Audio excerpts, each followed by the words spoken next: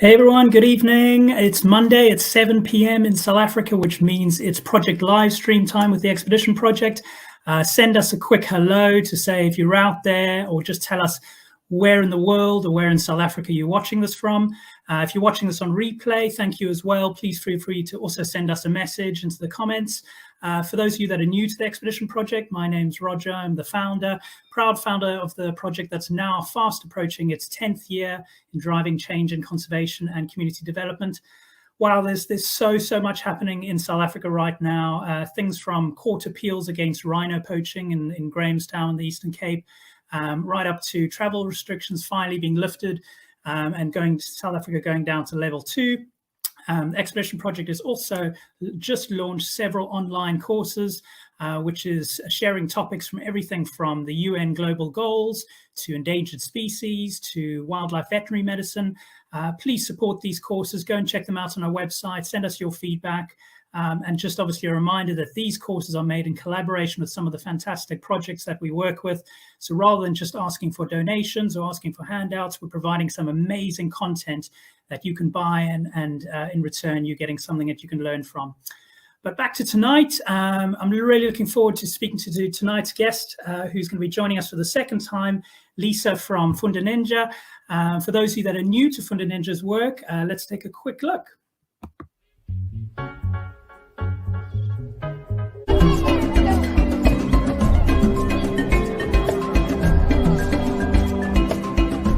At our very first lesson in July 2009, we had 12 kids and 12 dogs arrive. Within 6 weeks, it had grown to 60. And that's when we realized that we were onto something. And today we average 80 to 100 children every Friday afternoon. Over the course of a year, we probably are seeing about 270 kids into the program.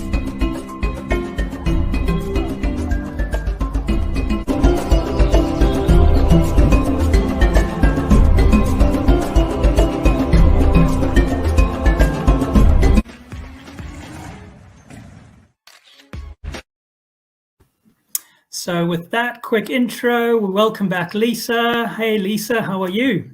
Hi Roger, well thanks, and yourself? Good. So good to have you back. So it's been a little while since we last spoke, and for those of you that missed out on the last live stream that Lisa and I did, go back and check it out. Lisa did a fantastic presentation just going through some of the history and some of the present bits that Funda Nenja is working on at the moment.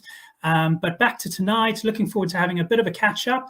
Just a reminder once again, to those of you that just signed in, you can send comments through, ask some questions so that Lisa and I can answer them live on the air. But please, as a starting point, just sort of say hello, just tell us you're out there, tell us where you're watching this from.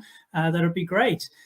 So Lisa, just to start us off, I guess it's been about a month and a half or so since we last spoke. And when we last spoke, you were speaking about the troubles with lockdown and also some of the fundraising that you were doing towards a new vehicle. Do you want to start us off by giving us a bit of an update? Yeah, look, the vehicle was, there was a hell of a lot of excitement about our vehicle. It's something we've wanted for a very long time, and we haven't had the funding for it, and we haven't found the right vehicle.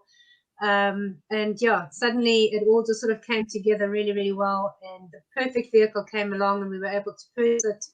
And we've had some wonderful branding put on it, so it's really looking amazing. So we're super excited and very proud of our vehicle, and it's made our life so much easier because it is a 4x4 vehicle, which has allowed us to reach a lot more of the more rural families up at the top of the mountain. So those roads are not tar roads and they're not maintained. So with rainwater and whatnot corroding, they don't get serviced. So some of those roads are a bit treacherous and certainly not accessible with a normal vehicle. So we are really excited. It means that we can reach more people much easier. That's incredible. And I love the look of the vehicle, the style of it. It looks super rugged. Yeah, it is. It's really rugged. It's a lovely vehicle. I'm very pleased with it.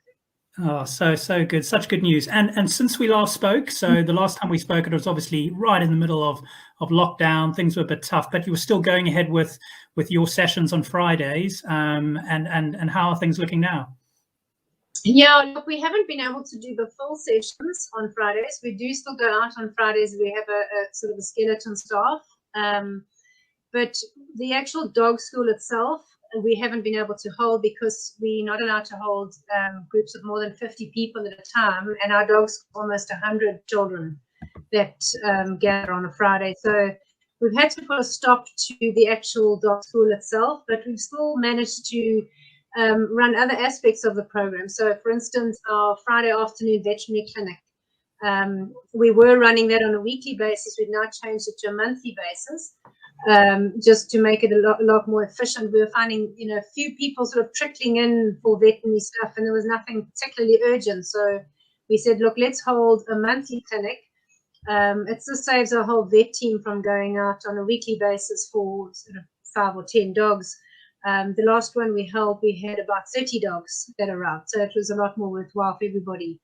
And we've been very grateful and thankful that we haven't seen, we've hardly seen any really sick or injured dogs. They've all been just coming in for vaccinations or deworming, that kind of thing. So that's been really good to know that there haven't been any major problems, during lockdown. So yeah, we've run the veterinary clinic, and then we still have what we call our little shop. So we sell collars and leads and dog blankets and bowls and dog food. And the community, aware that we're there on a Friday, and we've had a lot of them coming in on a Friday to purchase these items. They all sold at a minimal amount. The cost is kept very, very low to make it easier for them to afford.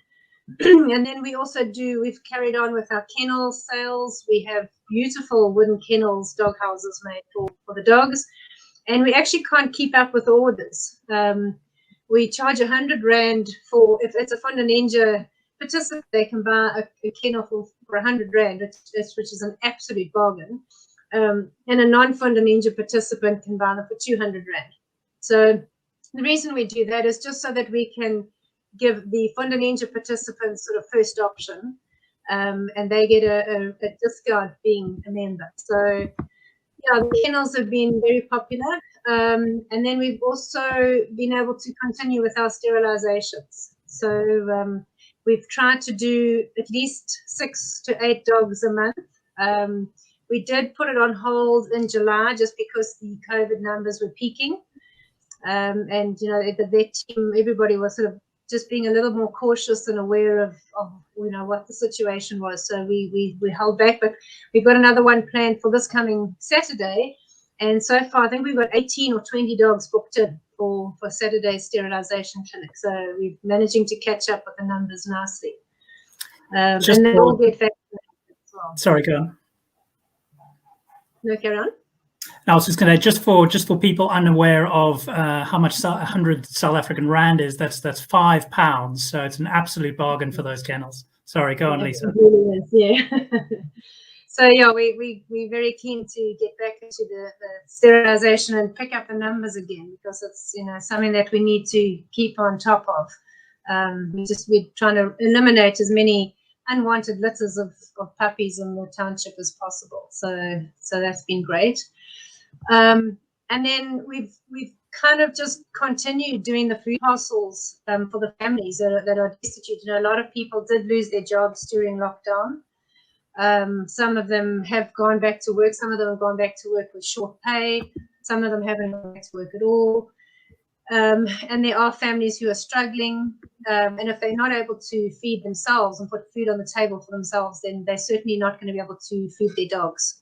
So we've been handing out dog food as well with the food parcels, and masks. You can actually see that lady holding a handful of masks. Their whole family got face masks, and a flyer on COVID, just explaining it and what precautions to take to keep them safe.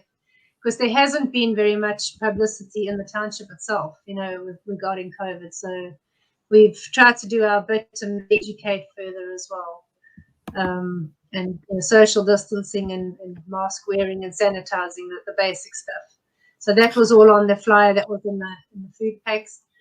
And we did hygiene packs as well, just sort of general toiletries, soaps and toothbrushes and face cloths and scrubbing brushes and disinfectants and stuff like that. So just to try and encourage better hygiene. So we sort of called them in groups of 20 or 30, so we didn't go over our 50 limit. We weren't allowed gatherings of over 50, and we'd hand them out on different days. And that's been very well received, and people have been extremely grateful for the food parcels that we've managed to hand out. That's amazing. So Debbie's just asked to see the vehicle again, and I think 100%. Let's have a look at that because it's such a fantastic vehicle. Let me get it for Debbie. There we go. Yeah, we just had a lovely photo you showed of it as well. Has that one? Yeah, it's got that lovely lockable box. We've just had that and fitted on Sunday. It's made from aluminium. It's got a lovely strong metal frame that's waterproof, so we can lock things in, because we often leave the vehicle, and walk to somebody's house, for instance, and we can't leave things unattended on the back. So that little box is going to come in very handy for locking up some valuables. That's amazing. So I'm just going to show another video now, just to give it a little bit more insight into what it is that you actually do when classes and sessions are running, and then maybe you could go into a little more detail after that about exactly what a typical kind of session is and how you actually go about sort of training the dogs. That'd be great. But first, let's just have a quick look at this video.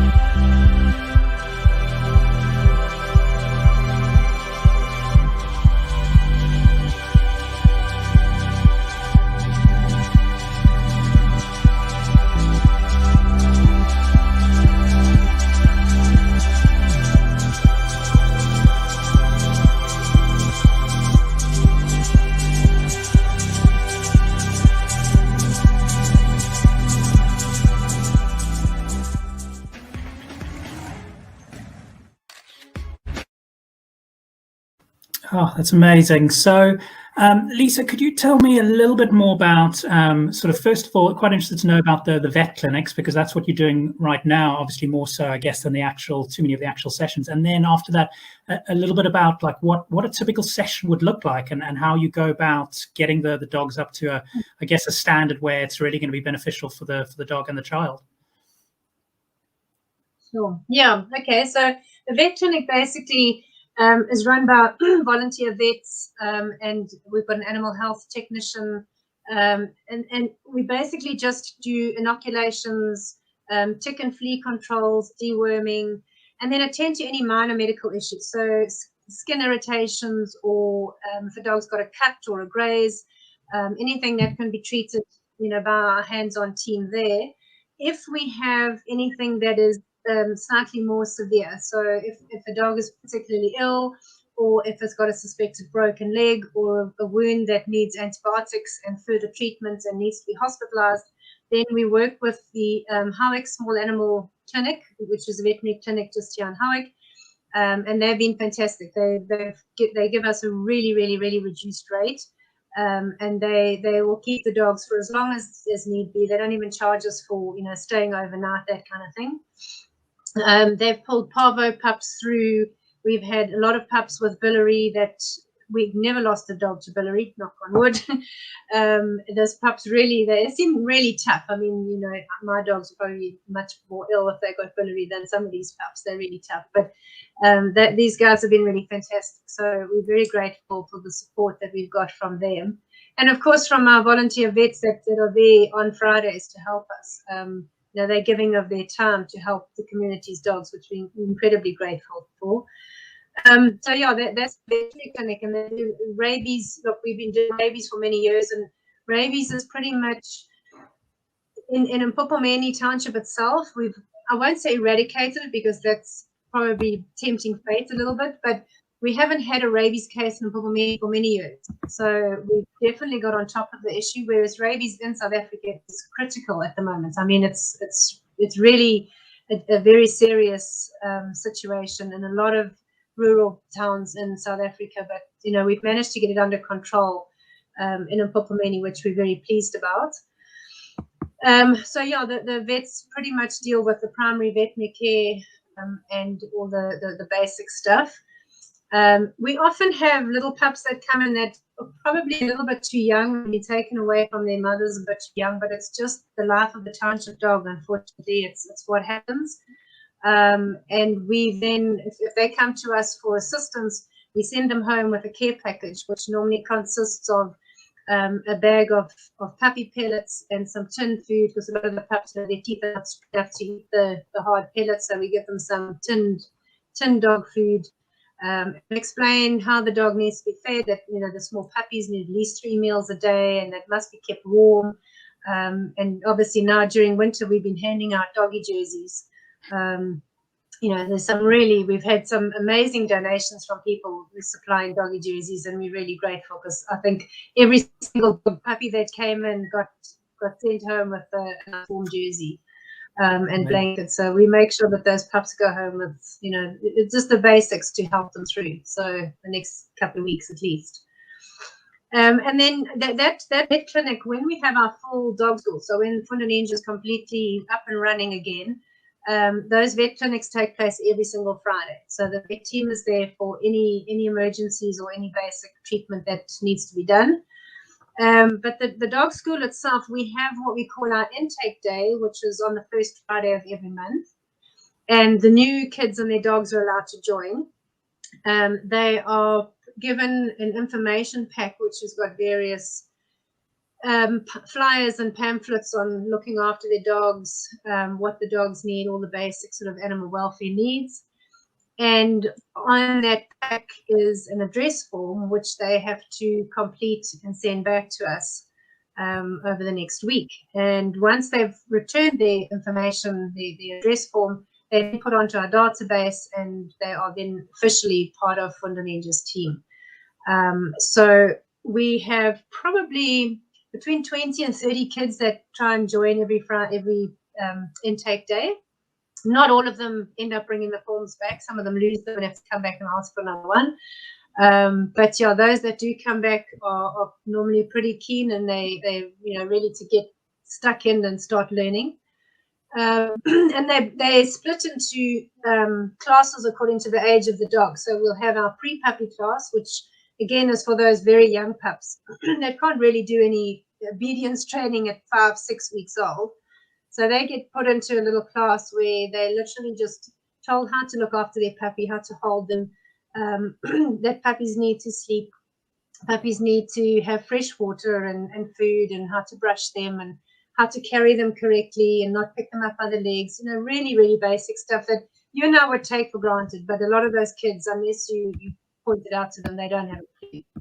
So then we go into our puppy 1 and our puppy 2, and then adult 1, and it goes up right up to adult 7.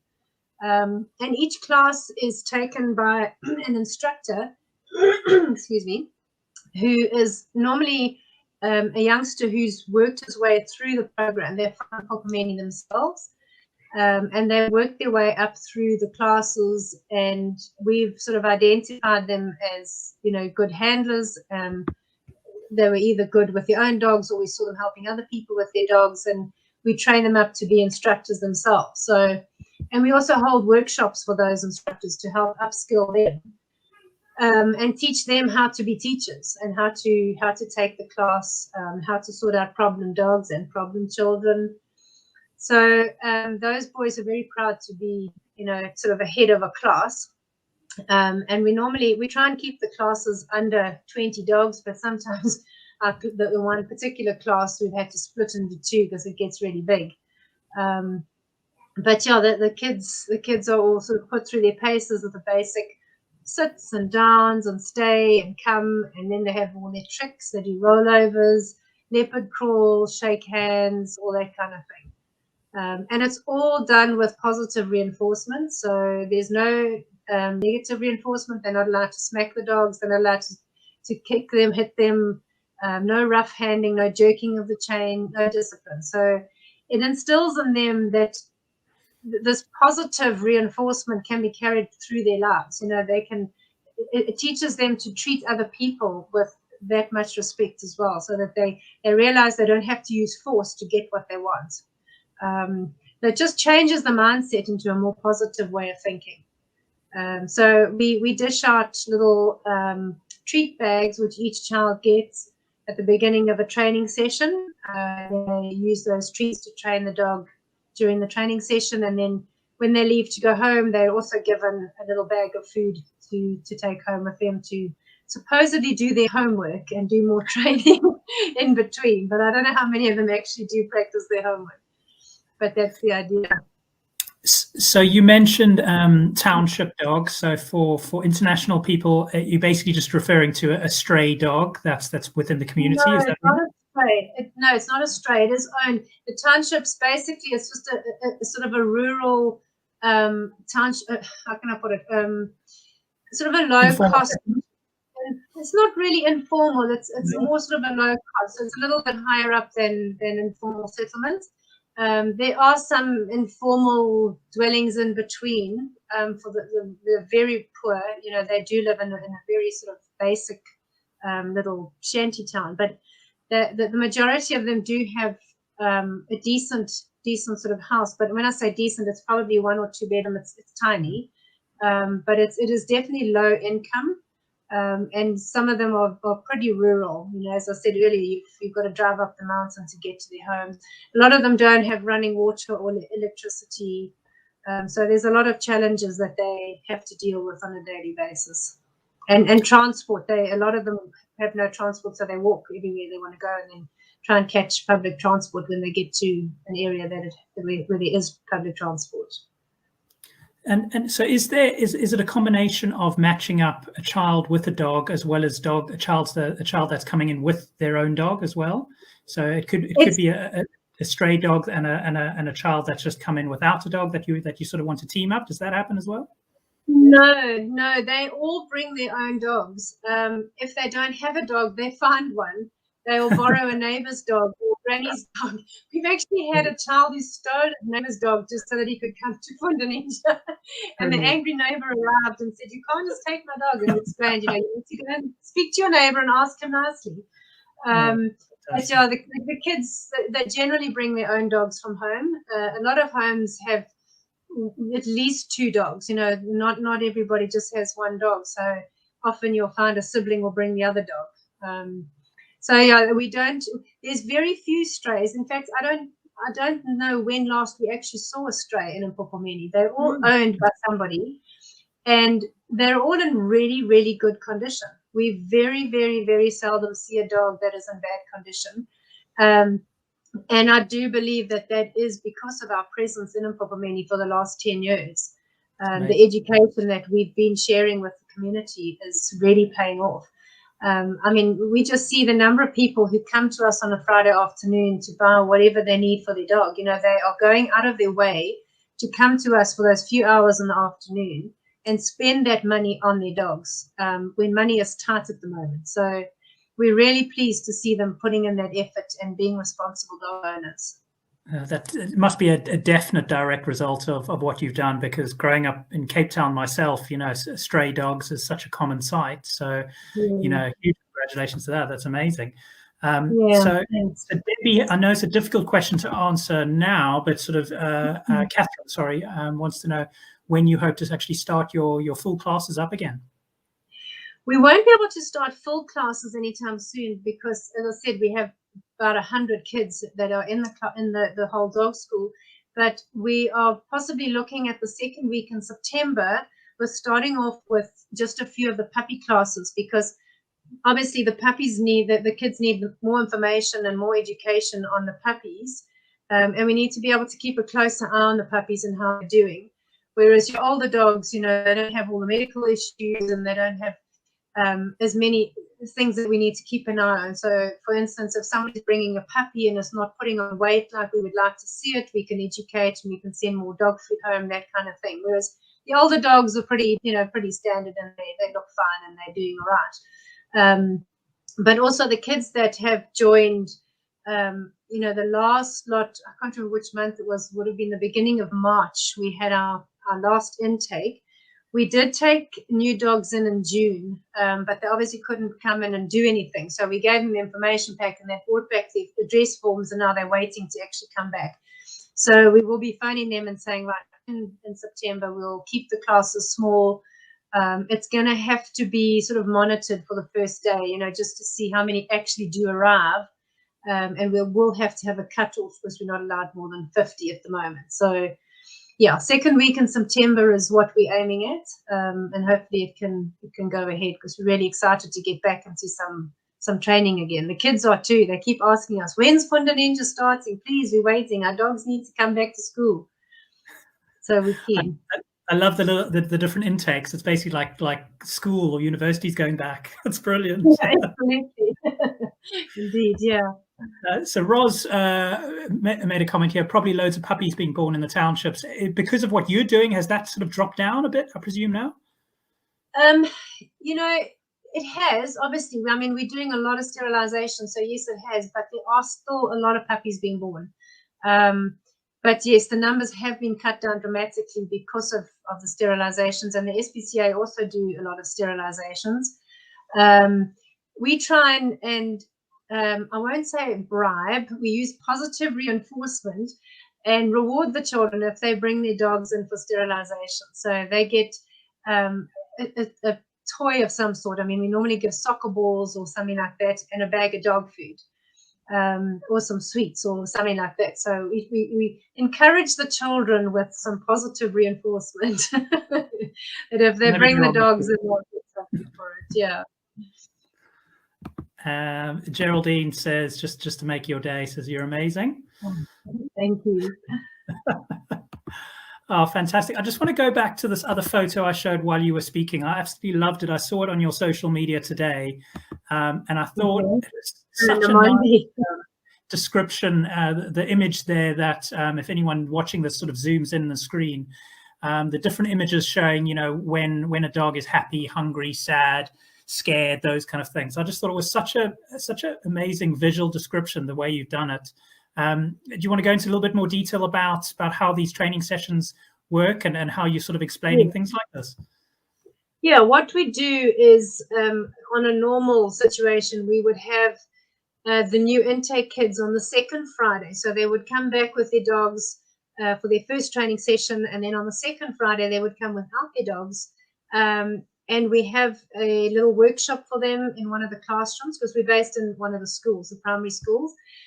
And we use the classroom to give them sort of lessons on various topics. So we cover, you know, sort of the basic animal welfare needs that the dogs need at home, because these are kids who've just joined the program, so they need as much education as we can give them. And body language, understanding dogs' body language is one of the lessons. You know, if the child can understand when a dog is aggressive opposed to when a dog is frightened, or when a dog is happy, to prevent them from being bitten. So if they can read a dog's body language and see, oh, hang on, this dog is showing the whites of its eyes, its mouth's pulled back, its ears are back, it's looking tense or stressed, it could very well bite. And if they don't know how to read that, then, you know, the chance of them getting bitten is quite good. Whereas it can be avoided if they are taught how to read the dog's body language correctly. So that's Nomondi's busy in a class there. Nomondi's our animal welfare education officer. And she's in charge of giving those lessons. That's amazing. So tell me, just a side sort of interesting question that I'd like to ask. Do you notice personality matchups with child and dog? Like if a child's quite an enthusiastic, outgoing child, the dog's much the same, or vice versa? Often. Yes. We've got some kids who are troublemakers and their dogs are just as much troublemakers. We've got some kids that are soft and caring and gentle, and their dogs are just the same. They're sweet and gentle and happy dogs. So yeah, absolutely, we really do see that. We've seen some very typical character matches, definitely. It's amazing. Yeah. Just a reminder to everyone out there sort of listening, please send in your questions. We're gonna do another few minutes more with Lisa. So while we've got a chance with her sort of live on the air, please send us through any questions you've got about Funda Nenja, what their history is about, what's going on right now, what some of their future plans are, anything you want to know, feel free to ask away. So Lisa, now that you've got the vehicle that's sorted, I mean, obviously that's a big weight off, weight off your shoulders and everything. You can't fully run the classes, just how you would like them, but you're still doing the vet clinics and everything. So, things are still sort of ticking over. What would you say is next in the line for what you would really like right now that you've got the vehicle? I think just to be able to reach more people out there in the community. At the moment we're doing home visits once a week, and the vehicle that we were using before, it was one of our staff vehicles, wasn't able to reach all the families, and also they had to park and then walk quite a long way because some of the roads they couldn't access with the vehicle. So we're hoping now with this vehicle that we can get, and it's already proven that they have been able to get to more homes in a day, and now we can get to the really rural ones who have even less than those that we're currently seeing. I spoke earlier about those that some of them don't have electricity and running water. So, the basic requirements they are lacking. And we need to be able to get to those families and see what they need, because a lot of them are really living way below the bread line. So the need is great, and that's one of our hopes, is to be able to reach more people out there, and more dogs, obviously, and seeing the people we helping the dogs, and just also making them aware that we're there for help, that they can come to us if their dogs are sick, for instance, or need anything. Definitely. So Sharon wants to know, is literature available to other organizations interested in using a model in other parts of the country? It's so funny. Lisa and I were just speaking about this before we went on air. So, but I'll let you answer, Lisa.